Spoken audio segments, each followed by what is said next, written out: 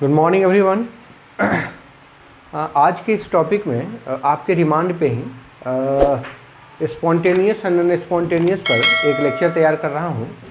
और ये जो टॉपिक है वो केमिस्ट्री के मोस्ट ऑफ दी चैप्टर्स में इम्पॉर्टेंट रोल प्ले करता है। बहुत सारी चीज़ों को समझने के लिए मैं आपको ये समझा दूँ कि स्पॉन्टेनियस और नॉन स्पॉन्टेनियस प्रोसेसेस जो हैं वो नेचर के बहुत सारे फेनोमेनन को समझने में हम इसका इस्तेमाल करते हैं। और इसका जो एडवांस स्कोप है वो बड़ा ही इंटरेस्टिंग है, बड़ा ही लाजवाब है। और आप यूँ समझ लीजिए कि नेचर में होने वाली बहुत सारी घटनाएं जो अपने आप होती है, छींक आना है या पलके झपकना है या दिन रात का होना है, इंसान का बड़ा होना, बूढ़ा होना, मर जाना, ये सारी की सारी प्रोसेसेस जो है वो सारी की सारी घटनाएं जो है वो अपने आप होती है, स्पॉन्टेनियस होती है। और उसमें कौन सा फैक्टर है जो रोल प्ले करता है, इन सारी बातों को समझने के लिए ये वो बहुत एडवांस कंसेप्ट है हमारे लिए। वो जब आप हायर क्लास में जाएंगे तो रिसर्च में जाएंगे तो आप उसका स्कोप समझेंगे। लेकिन यहाँ भी आपको जो बेसिक बात है, जो फंडामेंटल बात है स्पॉन्टेनियस और नॉन स्पॉन्टेनियस को लेकर, ये समझना होगा। स्पॉन्टेनियस और नॉन स्पॉन्टेनियस प्रोसेस आप उसके लिटरल मीनिंग से समझ सकते हैं। स्पॉन्टेनियस का मतलब वो जो अपने आप होता है, नॉन स्पॉन्टेनियस का मतलब जो अपने आप नहीं होता है, जिसे हमें कराना होता है, जिसको कराने के लिए हम एक्सटर्नली बाहर से कुछ एनर्जी देते हैं, कुछ एजेंसी अप्लाई करते हैं, तो वो कहलाता है नॉन स्पॉन्टेनियस। हम इसको एकदम क्लैरिफाई करेंगे थर्मोडायनेमिक्स के टर्म में। लेकिन उससे पहले मैं आपको समझा दूँ कि इलेक्ट्रोकेमिस्ट्री या इक्विलिब्रियम चैप्टर हुआ या थर्मोडायनेमिक्स के बहुत सारे प्रोसेस पढ़ने हैं हमें। रिएक्शन की जैसे ही बात आती है, कोई भी प्रोसेस की बात आती है, तो वहाँ स्पॉन्टेनिटी और नॉन स्पॉन्टेनिटी की बात हम करते हैं। ये टॉपिक है थर्मोडायनामिक्स का, लेकिन सारे के सारे पूरे के पूरे केमिस्ट्री में ये अपना एक अहम रोल रखता है। तो इसलिए मैंने एक सेपरेटली एक अलग से ये इस टॉपिक पे एक लेक्चर तैयार करना सोचा है, क्योंकि इलेक्ट्रोकेमिस्ट्री पढ़ाते समय हम बार बार बात करते हैं कि कुछ स्पॉन्टेनियस केमिकल रिएक्शंस होते हैं जिनसे मिलने वाली केमिकल एनर्जी का कन्वर्जन इलेक्ट्रिकल एनर्जी में होता है। तो इन सारी बातों को समझना है। फिर उसके बाद ये कहते हैं कि कोई भी प्रोसेस फिजिबल है कि नहीं है, तो फिजिबिलिटी क्या है, इन सब बातों को समझने के लिए हमें स्पॉन्टेनियस और नॉन स्पॉन्टेनियस प्रोसेस का नॉलेज होना चाहिए, और तभी जाके बाकी बातें बहुत अच्छे से समझ में आएगी। तो मैं आज ये लेक्चर में तैयार कर रहा हूँ इस बात को ध्यान में रख के कि यह इलेक्ट्रोकेमिस्ट्री को समझने के लिए बहुत ही ज़रूरी है और हमें बहुत मदद पहुँचाने वाला है इलेक्ट्रोकेमिस्ट्री समझने में। तो मैं आपको बता दूँ स्पॉन्टेनियस प्रोसेस और नॉन स्पॉन्टेनियस के बारे में। तो स्पॉन्टेनियस का मतलब होता है कि एक ऐसा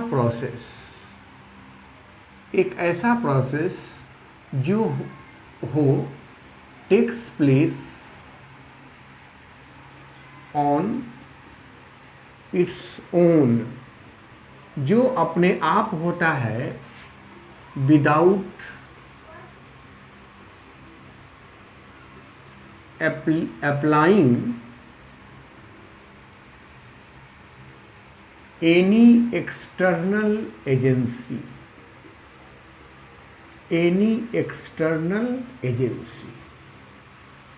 जो बिना किसी एक्सटर्नल एजेंसी के एप्लीकेशन का हो वो कहलाएगा स्पॉन्टेनियस रिएक्शन।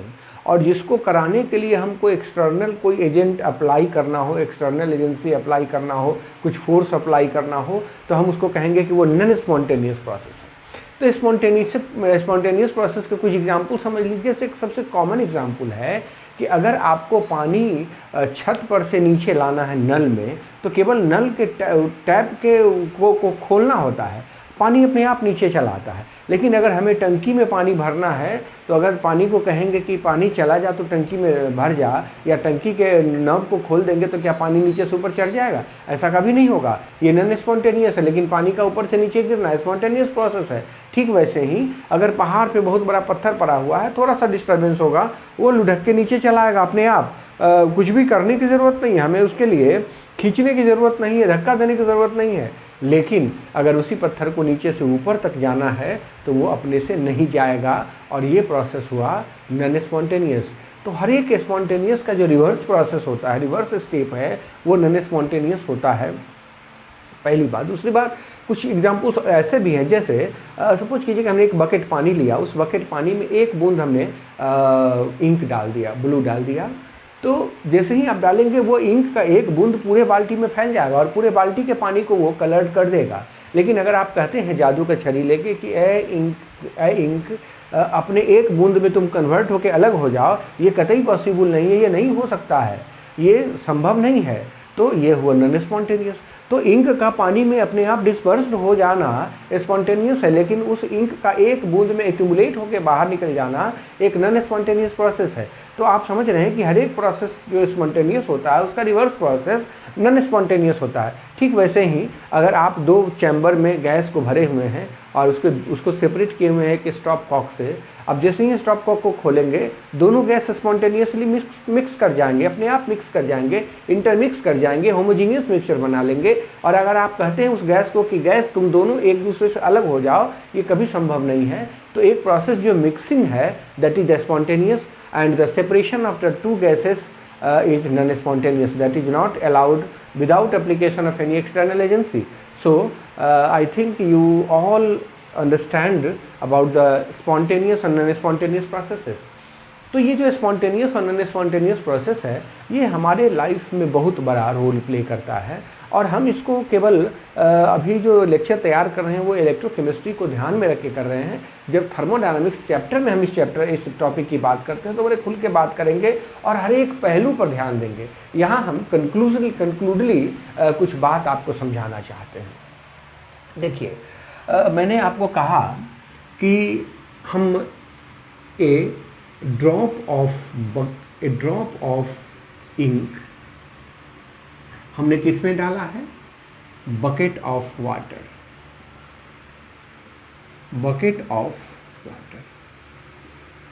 डाला तो इंक पूरे में फैल गया।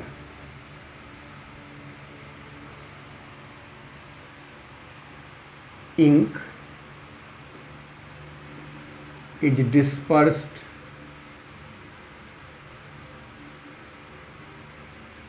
into the full bucket, पूरे बकेट में वो फैल गया। यह एक स्पॉन्टेनियस प्रोसेस है। हम यहाँ एक बात करते हैं। दूसरी बात करते हैं, two gases are separately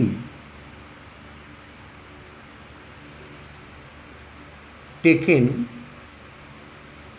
in two bulbs।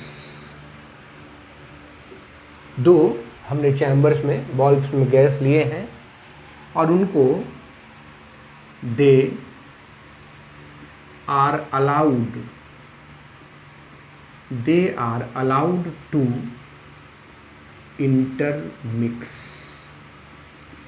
तो इन दो घटनाओं पर हम अपना ध्यान केंद्रित करते हैं। वैसे बातें बहुत सारी है, हम लोग ये समझना चाहते हैं, डिस्कशन भी करते हैं कि क्या एनर्जी का चेंज जो है वो स्पॉन्टेनिटी को डिसाइड करता है। तो वहाँ जवाब मिलता है कि no, energy change in energy is not the any contributing condition for the process to be spontaneous और नॉन स्पॉन्टेनियस। ये कंक्लूजन आता है। हम यहाँ दो बातों की चर्चा कर रहे हैं। यहाँ देखिए, ड्रॉप ऑफ इंक जो था इसमें जो रैंडमनेस है वो कम है, रैंडमनेस इसमें कम है, इज लो।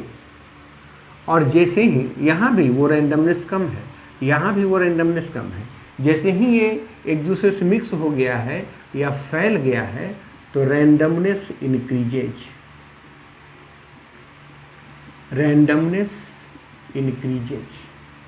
यहाँ रैंडमनेस बढ़ गया है। तो इन दोनों घटनाओं को देखकर हम ये कंक्लूजन निकाल सकते हैं क्या कि अगर किसी प्रोसेस में रैंडमनेस बढ़ रहा है, बेतरतीबी बढ़ रही है, तो वह स्पॉन्टेनियस होगा। और इसी रैंडमनेस जो है उसी का मेजरमेंट जो है वो इंट्रॉपी, मेजर ऑफ रैंडमनेस का जो मेजरमेंट है हम उसी का एक नाम रखते हैं और वो है थर्मोडायनामिक्स के टर्म में इंट्रॉपी, जिसको हम लोग कैपिटल S से रिप्रेजेंट करते हैं। तो इसका मतलब हुआ कि स्पॉन्टेनियस प्रोसेस वैसा प्रोसेस है जिसमें इंट्रॉपी बढ़ता है। तो ये इंट्रॉपी बढ़ना सेकेंड लॉ ऑफ थर्मोडायनामिक्स कहता है कहलाता है ये कि for spontaneous process, for spontaneous process, for spontaneous process the entropy increases, entropy increases. और यह जो स्टेटमेंट है ये सेकेंड लॉ ऑफ थर्मोडायनेमिक्स कहलाता है। जब थर्मोडायनेमिक्स चैप्टर आपको पढ़ाया जाएगा तो वहाँ बताया जाएगा कि there are 3 laws of thermodynamics, first law, second law and third law. तो सेकेंड लॉ का ये स्टेटमेंट है कि किसी भी स्पॉन्टेनियस प्रोसेस के लिए जो इंट्रॉपी होता है वो बढ़ता है, मतलब चेंज इन इंट्रॉपी अगर आप निकालते हैं तो वो हमेशा पॉजिटिव होगा। लेकिन बाद में चल के बहुत सारे रिसर्च हुए और देखा गया कि जो एक्सोथर्मिक प्रोसेस होते हैं, मतलब जिसमें हीट रिलीज होता है, वैसे प्रोसेस जनरली स्पॉन्टेनियस होते हैं। एक्सोथर्मिक प्रोसेस जो होते हैं वो जनरली स्पॉन्टेनियस होते हैं जिसमें हीट रिलीज होता है, लेकिन ये रूल नहीं है। Exothermic processes are generally spontaneous. तो कुछ कुल मिलाकर, हालांकि बहुत सारे एंडोथर्मिक प्रोसेस भी हैं जो स्पॉन्टेनियस है, लेकिन कुल मिलाकर बात ये रही कि हमें एनर्जी को भी भूलना नहीं चाहिए। अगर स्पॉन्टेनिटी हम डिसाइड कर रहे हैं तो उसमें एनर्जी का भी कुछ योगदान होगा, हमें उसको इग्नोर नहीं करना है, हमें उसको भी इनकॉर्पोरेट करना है, इनको भी इंक्लूड करना है। तो हम एनर्जी को भी इंक्लूड करें और तब चल के एक नया वो डेरिवेशन है, ये डेरिवेशन है, आएगा डेरिवेशन में जब हम वहाँ पहुँचेंगे तो उसके बाद एक इक्वेशन दिया गया, एन इक्वेशन दिया गया जिसमें कहा कि डेल्टा जी बराबर delta H minus T delta S. यह इक्वेशन है गिब्स एनर्जी इक्वेशन, इसको कहते हैं Gibbs equation, Gibbs energy equation. और इस गिब्स एनर्जी इक्वेशन में डेल्टा जी जो है वो है change in Gibbs energy, change in Gibbs energy.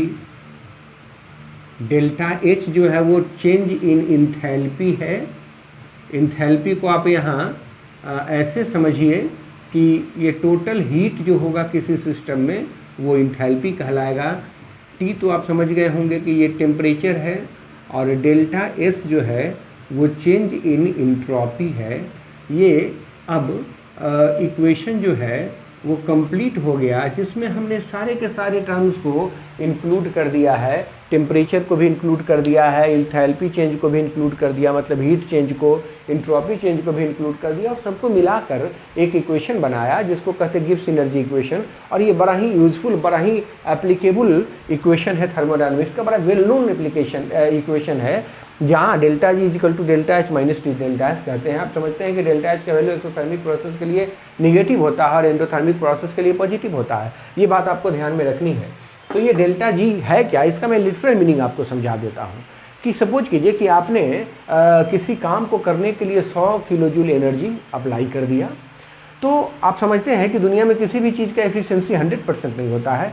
तो वो जो 100 किलो जूल एनर्जी आपने सप्लाई किया, उसमें से 60 किलो जूल यूजफुल वर्क करने में, मतलब जो काम आप करना चाहते हैं उसमें कन्वर्ट हो गया, और 40 किलो जूल एनर्जी जो है वो बेकार हो गया, वो अनयूज्ड रह गया। तो जो यूजफुल वर्क में कन्वर्ट हुआ energy, that is the Gibbs energy, that is the available energy, and all the works in the universe are done are carried out on the expense of that Gibbs energy. मतलब दुनिया में जितने भी काम होते हैं वो किसके बदौलत होते हैं, उस गिब्स एनर्जी के। आपको थर्मोडायनामिक्स चैप्टर में कैलकुलेट करके दिखाऊंगा कि आप जो जी रहे हैं, आप चल रहे हैं, आप सांसें ले रहे हैं, वो किसके बदौलत, गिब्स एनर्जी के बदौलत। और हम उसके आधार पर ये भी कैलकुलेट कर पाते हैं कि अगर हमें 100 मीटर का कोई पेड़ है जिस पर चढ़ना है और उतरना है, तो हमें कितना ग्लूकोज खा के चढ़ना चाहिए। डॉक्टर्स जो आपके लिए एक चार्ट बनाता है, खाने का चार्ट जो है वो, तो वो डाइट चार्ट जो बनाता है वो उसके लिए बेसिस यही होता है कि किस खाने से एक चपाती से कितना किलो जूल एनर्जी मिलेगा,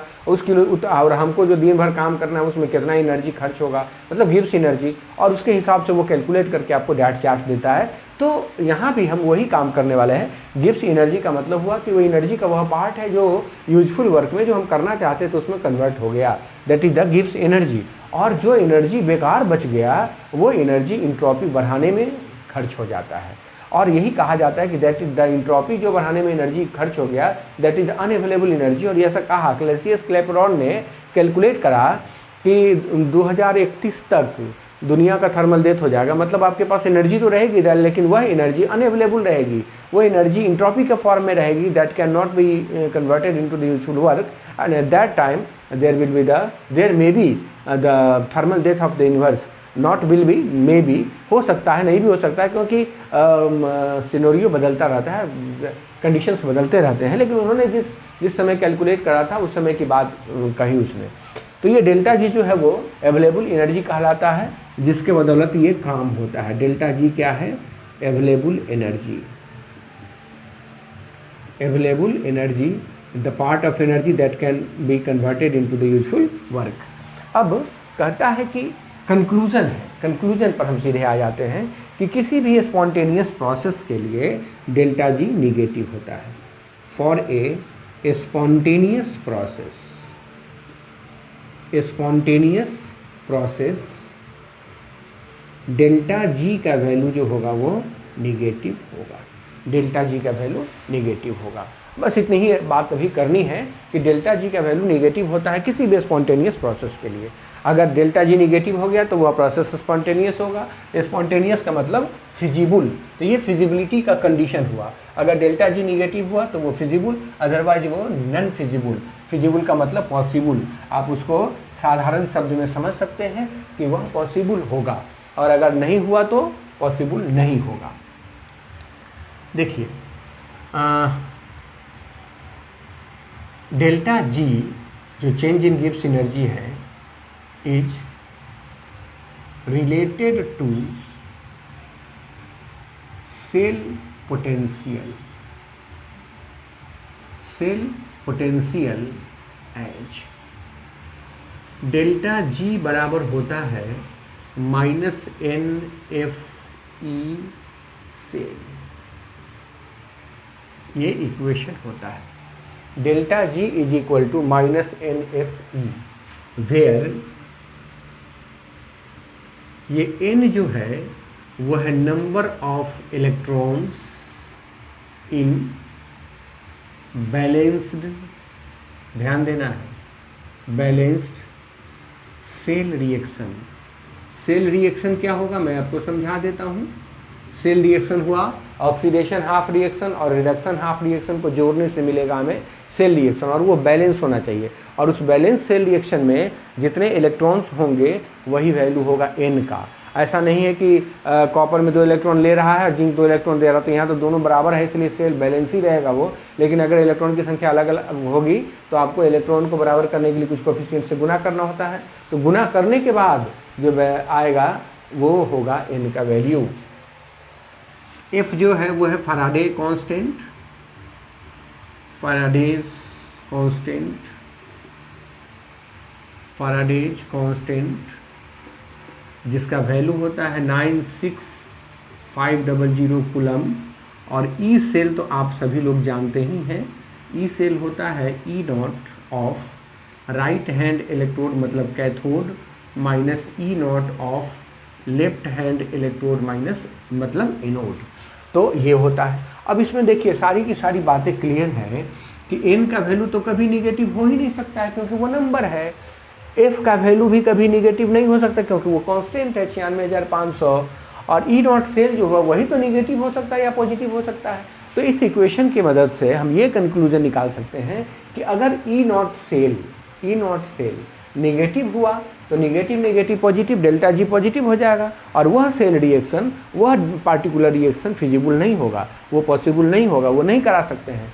ठीक वैसे ही अगर ई नॉट सेल का वैल्यू पॉजिटिव हुआ तो पॉजिटिव होने का मतलब ये पूरा का पूरा क्वांटिटी निगेटिव हो जाएगा मतलब डेल्टा जी निगेटिव हुआ, और डेल्टा जी निगेटिव होते ही वह प्रोसेस स्पॉन्टेनियस हो जाएगा। तो किसी भी सेल के लिए, किसी भी रिएक्शन के लिए अगर डेल्टा जी निकालते हैं आप और डेल्टा जी निगेटिव आ जाता है, ई सेल हाँ डेल्टा जी निगेटिव आ जाता है, और डेल्टा जी निगेटिव होने का मतलब आप एन एफ क्यों कैलकुलेट करेंगे, केवल ई नॉट सेल निकाल लीजिए। अगर ई नॉट सेल पॉजिटिव आता है इसका मतलब है कि वो स्पॉन्टेनियस है, अगर ई नॉट सेल निगेटिव आता है इसका मतलब नॉन स्पॉन्टेनियस है। तो केवल हमको ई नॉट सेल निकाल लेना है, और ये सारे के सारे डाटा जो है वो हमारे बुक में अवेलेबल है, वो आपको याद करने की ज़रूरत नहीं है। इलेक्ट्रोकेमिकल सीरीज आपको दिए जाएंगे, थर्मोडायनामिकल डाटा का अगर आपको टेबल चाहिए तो वो भी दिए जाएंगे, तो आप आसानी से कैलकुलेट कर पाएंगे। हमें यहाँ थर्मोडायनामिकल डाटा की कोई ज़रूरत नहीं है, हमें ज़रूरत है तो केवल इलेक्ट्रोकेमिकल सेल की, इलेक्ट्रोकेमिकल सीरीज की। इलेक्ट्रोकेमिकल सीरीज में इलेक्ट्रोड पोटेंशियल दिया हुआ, उसका ई नॉट सेल हमें निकाल लेना है, और अगर वो पॉजिटिव आया तो फिजिबल, नहीं आया तो नॉन फिजिबल, ये कह देना है। तो यह बात हुई स्पॉन्टेनियस और नॉन स्पॉन्टेनियस प्रोसेस का, और इसको हम अपने इलेक्ट्रोकेमिस्ट्री में कैसे अप्लाई करते हैं मैंने ये आपको सिखाया है। आशा करता हूँ कि आपको ये वीडियो पसंद आया होगा, और अगर आपने अभी तक मेरा चैनल सब्सक्राइब नहीं किए, हमारे नए व्यूअर हैं, तो आपसे रिक्वेस्ट है कि आप चैनल सब्सक्राइब करें और लाइक देना ना भूलें अगर ये वीडियो अच्छा लगता है तो, और हाँ बेल आइकन को प्रेस करना ना भूलेंगे, ताकि आपको नोटिफिकेशन सही समय पे मिलता रहे कि नया वीडियो कोई अगर आता है तो आपको नोटिफिकेशन सबसे पहले मिले। धन्यवाद।